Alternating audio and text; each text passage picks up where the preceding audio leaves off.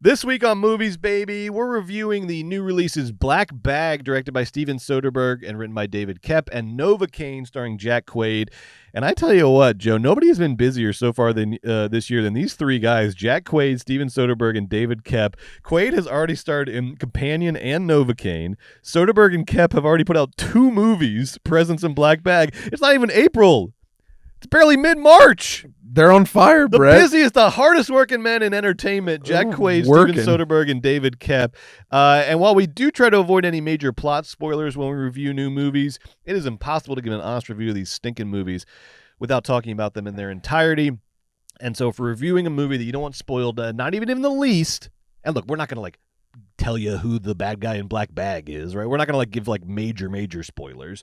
But if you don't want these things spoiled in the least, then, put us on mute or skip ahead. Just keep an eye on the show notes or the video, and it'll tell you, when we're doing what. All right, let's talk about Novocaine first, since it won the box office, Joe. Novocaine is a 2025 American action comedy film directed by Dan Burke and Robert Olson, written by Lars Jacobson. It stars, of course, Jack Quaid, also Amber Midthunder, Ray Nicholson, Jack Nicholson's son, Betty Gabriel, and Jacob Batalon. And the plot follows a guy named Nathan Kane, Jack Quaid, who's a bank employee. He's an assistant manager who has an inability to feel pain. It's a genetic disorder. He can't feel pain. And then his bank gets robbed, and he decides to go out, and his girlfriend gets taken hostage, and he has to go save her and save the day. That's Novocaine. And he uses his inability to feel pain as his weapon, really, against these bad guys, these bank robbers. It was released by Paramount Pictures, and we're going to tell you what we think. Joe, what did you think of Novocaine? Brett, I like Novocaine. I think that was the premise, and then they delivered. He was a guy who gets hurt a lot, and he uses that, what was once his weakness, as now his strength. And I think that he uses it to really funny effects. My theater was loving it. I thought Jack Quaid was really good in this one. I think he took a step up from Companion even. I think he was a fun, right cast in this. He was he does his thing where he's like, I'm a bit of a loser, but then he can sexy it up. And he was funny and charming in the right amounts. I love that one shot where he's like, because he's got these badass tattoos all over his body. There's a fun reveal. There's one shot where it's he's getting out of bed and just looks so fucking cool. I was like, Jesus, Jack. He looks like Ryan Gosling in The Place Beyond the Pines. Yes, he does. Yeah, I was like, whoa. When you take the shirt off, you're like, whoa. It was funny because they've tried to make sure he's a loser for 30 minutes, and he takes his shirt off, and you're like, oh, okay, I guess you're the opposite. You're a cool guy. Anyway, so I liked that. Yes. And I liked. So he has a love interest in this movie, Amber Midthunder. Yes. Also in 2 movies this quarter. She was in Opus. So shout out to Amber. She was in Opus, and you might know her from Prey, the Predator prequel that she was in. I love that. Joe, can we talk about this for a second? I thought my favorite part of the movie was her. I thought she was fucking fantastic. Well, exactly. I'm with you, dude. Let's go, baby. Dude, here's what I was Amber Midthunder stand up, okay? Amber Midthunder fan club in session. So Jack is super charming, and the movie is good enough. It satisfies its promise of this guy's going to experience a lot of pain and then use it to his advantage, and he does that. But I think the movie works really because they spend 20-30 minutes up top really making you emotionally invested in this relationship, which is Amber is interested in Novocaine, and Jack's Novocaine character is interested in Amber, and they have a very effective love story followed by a very sexy love story. They have a sexy little moment where they reveal their pain to each other, and it's very very sexy and effective. And I was like, wow, you know what? This character, Nathan Kane, would go to these extreme ends based off everything that you told me in order to save this woman. They did a good job setting it up. It's this guy's a loser who his parents wouldn't even let him eat pie. She opened up worlds to this man. He can eat pie now, and he's going to do anything to save her. It tracked emotionally. I'm so glad you said that, because I thought the exact same thing. I thought ultimately this is an all right movie with a really good Act 1. I agree. I was not expecting, because I really liked it. All the sort of violent action comedy scenes from the trailer, that's all sort of after the bank robbery, and I kind of thought we were gonna start with the bank robbery more or less, or page 10 or something. It was fine because I know what the movie fully fleshed out Act 1, where Joe is absolutely right.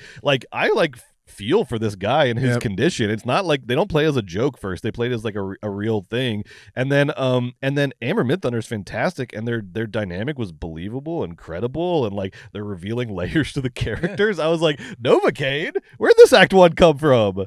It's like a thoughtful little like indie Act 1. I was like almost disappointed when the bank robbery happened. Truly. I was like, okay, I get it. Like I have to now watch this man suffer pain and then not feel it or whatever.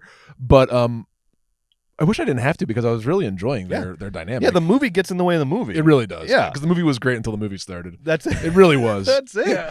It was like a stolen summer or something. It was like good. It was like what is this? What is this little lost in time Act 1 that like is just gonna get just clobbered to smithereens when the plot sort of kicks in. But it does help in Act 3. Spoiler. When she decides to that. Don't give away the twist. Don't give away the twist. No, I'm just like, there's a fun twist. Oh yeah, but whatever. Anyway. Yeah. It's important setup because it helps the rest of the movie. It really important. Does. You need that connective tissue. But I love that the movie even like gave a shit to do that, because a lot of times movies will just be like, fuck them, we're just gonna do what we want to do. We're just gonna do the action. Just do John Wick. But like, you really understand all the character beats because they take the time in Act 1 to establish the dynamics. This movie was surprising. I just thought it was like, it's certainly not the world's most like interesting or thematically revelatory film, but for a movie called Novocaine where Nathan Cain can't feel pain. Pretty good. No, I give this bad boy 3 stars because it was good. And you know why it's getting 3 stars is also, it was really fun for me. Jack Quaid in certain frames and shots, he looked just like his dad. Yeah. What do you think? Well, speaking of, what do you think about Ray Nicholson? Well, he looks a lot like his dad, too. Did you like him, though? Did you like the Ray Nicholson performance? Ray Nicholson, Jack Nicholson's son, is like the big bad guy. I actually did. Yeah. I thought he was good. I thought it was like a little extra, but it wasn't like bad extra. It was just like he was going for it and whatever. Yeah. And there's a lot of fun gore. The gore was a little went harder than I thought it was going to, and that was fun. Yeah, which is definitely fun. But it's still like comedy gore. Just like, and get back to Amber was going and like, Jack. ew, oh my god! But everyone was like doing big reactions to the I gore. did go ew a lot because there were some gross ones, and even I would have to go. Even this lover of the Terrifier movies had to go ooh. Yeah, it was all right. 3 I also don't want to 3 stars for Joe, which means it's good according to our scale. I also don't want to like overrate this movie because it does kind of like, it just sort of devolves into the most basic version of itself by the end, and there's a lot of just like, that character wouldn't do that, but I understand why you need it for the plot. There's a lot of that, and so it definitely doesn't pay off the promise of Act 1 for me, but ultimately for me, it was all right. It was all right. I give it 2.5 stars. It was all right. There you go. There you go. Fun, like, also 2.5 stars, all right, but like I would say go see this in theaters if you want to go see a movie. Like, I would definitely say, like, if you're looking for a little fun movie to see this week, go see Novocaine. It was a fun theatrical experience. It's not the worst movie you could see. No. You'll not 1 second of this movie will you go like, wait, what happened? You won't ask that question once in this movie. You'll be riding this train start to finish. You'll understand everything. All right. Let's talk about Joe. Holy shit, how good was Black Bag? Oh, when I got out, I saw your Letterboxd review, and I was like, yes, thank you. Somebody gets it. Black Bag is a you read my review? I did. I don't know. Good. I just saw the stars, but I didn't read the review because I didn't want to get too I didn't want to get too affected. Okay, but I saw that we had the same star review. Yeah. Okay. It is a spy thriller from Steven Soderbergh, written by David Koepp, stars Cate Blanchett, Michael Fassbender, Marissa Abela from Industry, and that terrible Amy Winehouse biopic, Tom Burke, Naomi Harris, Reggie Jean Page, and Pierce Brosnan. Baby, Pierce. That's what I'm going to talk about. All right, you talk about Pierce. That's what I'm going to talk about. A couple other things. Let me start off, if you don't mind. Because, and if you don't know what this movie's about, it's a classic spy setup. Fassbender is like the best spy at MI6, and he has to find a mole in the agency, and it might be his wife, or it might be one of 4 other people who are also in relationships with each other. So Joe, Black Bag is a movie to me that was about relationships. The spy thing, like a lot of spy movies, is there for genre and for structure, but Koepp ultimately wanted to write a movie about relationships and modern relationships. But the relationship to me that's most important in this movie is the one between Soderbergh and Koepp, because like we said, these guys have now produced 2 stellar collaborations in 2025. It's not even April yet. We both really liked Presence. I think we gave it 3.5 stars for really good. I liked Black Bag even better. I'm going to go ahead and say it. I gave it 4 stars. I think this movie is great. And the secret to the success between the Soderbergh-Koepp collaboration is that these guys really know when to lead and when to follow. Who's going to be the virtuoso in this movie, and who is going to be the sort of complementary craftsman who is sort of setting the stage for their buddy to take center stage. And in Presence, it was all about Soderbergh's camera. It was about, the camera is the ghost. That's the big trick of Presence. And it's all about Soderbergh swooping and diving and moving that camera around and implying the sort of the personality of the ghost just by how he is moving the camera around. And then Koepp, because a lot of his dialogue is being caught sort of in the middle of a scene, you're coming into a room and people are talking and then you leave before they're done. Koepp in Presence isn't trying to draw your focus to the script. He is trying to have the script complement what Soderbergh is doing, and is keeping the script very naturalistic, almost sort of mundane at times in order to establish a sort of sense of realism and normalcy so that Soderbergh can do all his weird, wacky stuff with the camera. But then in Black Bag, baby, oh my God, Koepp said, "My movie! Everybody to the back. This is my movie. My movie. I'm in charge. I'm driving this train," because holy shit, this script is fantastic. This is like a Michael Clayton script. This is like a just written script. And oh my God, when a genre movie just gets the fuck written out of it, holy shit, there is like few pleasures better in movies. And this script is just written, and these actors are fucking making a meal of this dialogue. Oh my God, it is so good.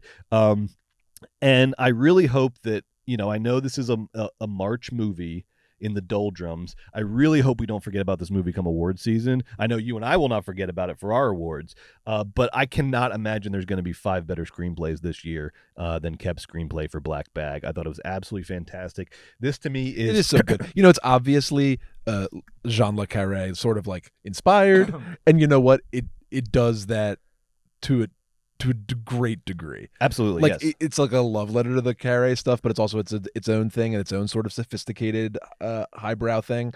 But the script would read like a novel. Like it is like deep and exciting espionage stuff. And he is doing his, to me, he does such a good job with the relationship stuff, because we have these 3 sort of interconnected couples that all work at MI6, and he is doing some like, it's almost like his Closer or his like Your Friends and Neighbors, if you've ever seen that Neil LaBute movie. It's his like vicious dissection of modern relationships. And there's this scene where Fassbender like drugs all the couples at the table with like a truth serum, and they just have the most like savage fucking dinner party where they're just telling all their secrets and all their relationship dynamics, and they're just like spilling it out because they can't help but tell the truth. And I was like, I'm fucking watching Closer. This fucking rocks. This is so good. And I ultimately think the premise of the movie, kind of the theme of the movie, is the way that the kind of conditions of modern life and the surveillance state and all this stuff, it creates relationships that are either like intensely maniacally loyal or like intensely maniacally like disloyal. He's working with those 2 types of relationships, which is perfect for a spy movie, because then it's up to you to decide which one is which, who is loyal to each other and who is disloyal to each other. But really, I think it's more about like the relationships themselves, and all the sort of Le Carré spy stuff is there as this perfect sort of like genre architecture, so he can do what he really wants to do, which is like write his version of Closer, Your Friends and Neighbors, just get vicious with modern relationships. I really like Black Bag. 4 stars, great. Black Bag was certainly great, and I just it had a lot of great performances. Fassbinder's back in his I'm a robot thing. Blanchett's back in my like I'm a hot robot thing. But I have to talk about Brosnan, please, because you know who, oh God, do you know who wasn't a robot? And I say robot lovingly, but I thought that those 2, Blanchett and they're great, Fassbinder, were awesome. Brosnan, he steals the show. If you have Black Bag on your short list for best screenplays, I without a doubt have Brosnan on my short list for best supporting actor, because that guy can raise an eyebrow with the power of 1,000 suns. And that motherfucker wears a suit. Yeah. This costume designer, call this person in. I need to talk to them, and bring Brosnan too. He has the perfect suit on, so he plays like some like the head of. He's like the head of the CIA or whatever. No one knows, whatever. His suit is like a little big in the shoulders and sort of like it's as if he like lost a little weight in the suit, so it's sort of just a slightly big on his frame, but he's wearing the fuck out of it, so he looks so hot and so cool and scary wearing these things. He's so good in it. He's doing like barely any acting. He's just kind of like talking, raising some eyebrows, and he's so intense and good. Brosnan's, he's my Banderas and Baby Girl. Yes, I love you in this, Pierce Brosnan. You're my favorite part. I wanted to stand up after every scene of yours. You are of course you're in charge of the agency. You are the spy. You're my spy. You're my Bond. You're my spy. I love you, Pierce Brosnan. It's been. I love you, Pierce Brosnan. It is this year's Banderas and Baby Come Girl on. so far. I also want to give a shout out to Tom Burke. I thought this guy was on fucking fire. Fantastic. And you know what else he was really good in was Furiosa last year. Remember? Oh yeah, he was so cool. Yeah, he's like her friend. Dude, I am all about Tom Burke. I think this guy is a megawatt talent. I hope he gets some really good stuff. He was really good. He's really good. I mean, everybody was good. Brosnan and he Burke has the were hardest like my part. breakouts. He does have the Burke hardest has the hardest part because Yes. he loses it and flies off the handle, but then has to go back to work, and he makes it all seem like that's a guy. You know what I mean? I believe it all. I was like, oh, that's a guy. I believe it even all. though he was acting crazy. Like Yes. that's what crazy guys are like sometimes. Yep. Great movie. Is this your favorite movie of the year so far that you've seen? Without a doubt. Yeah. I think my only 4 stars are this and One of Them Days. But this is definitely, 1 or 2 best movies I've seen so far this year. This is the best movie I've seen this year, without a doubt. Yeah.